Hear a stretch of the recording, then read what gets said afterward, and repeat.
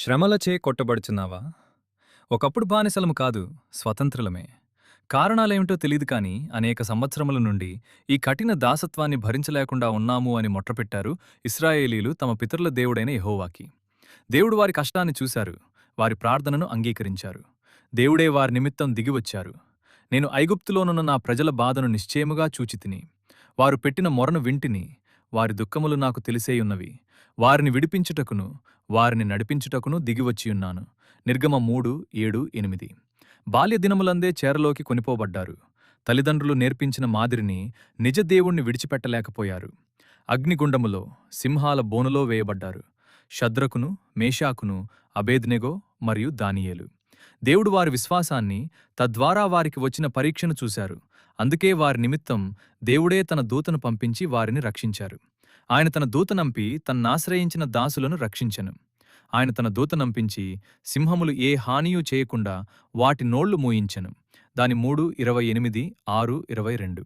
తన సేవనే చేస్తున్నారు కాని లోకం, అపవాది దాన్ని ఒప్పుకోలేకపోయింది. అందుకే పేతుర్ని చెరసాల్లో వేసింది. పౌలు శీలలను బొండలతో బిగించి చెరసాల్లో బంధించింది. తన సేవకులను దేవుడే దిగువచ్చి రక్షించారు. సంకెళ్లను, చెరసాలను బద్దలు చేశారు. ప్రభువు దూత అతని దగ్గర నిలిచెను. అతడుండిన గదిలో వెలుగు ప్రకాశించెను. దూత పేతురు ప్రక్కన తట్టి త్వరగా లెమ్మని చెప్పి అతని లేపగా సంకెళ్ళు అతని చేతుల నుండుండి ఊడిపడెను. అపోస్తలుల కార్యములు 12:7. అప్పుడు అకస్మాత్తుగా మహాభూకంపము కలిగెను. చెరసాల పునాదులు అదరెను.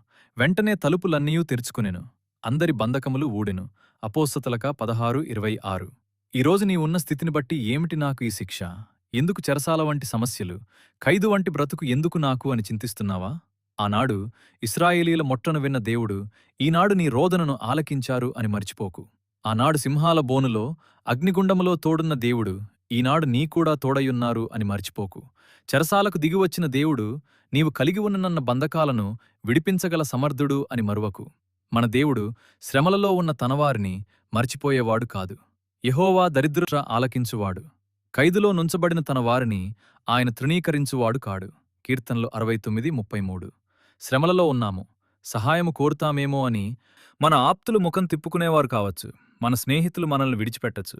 మనం ప్రేమించిన వారు మనల్ని విడిచి దూరంగా వెళ్ళిపోవచ్చు. కానీ మన దేవుడు మాత్రం మన ప్రక్కనే ఉండి ఆ శ్రమల నుండి మనల్ని విడిపించేవారు. తాను శోధింపబడి శ్రమ పొందిన గనక శోధింపబడు వారికి సహాయము చేయగలవాడై ఉన్నాడు. హెన్రీ 2:18. కాబట్టి నీ ఉన్న స్థితిని ఎవరూ అర్థం చేసుకోలేకపోవచ్చు.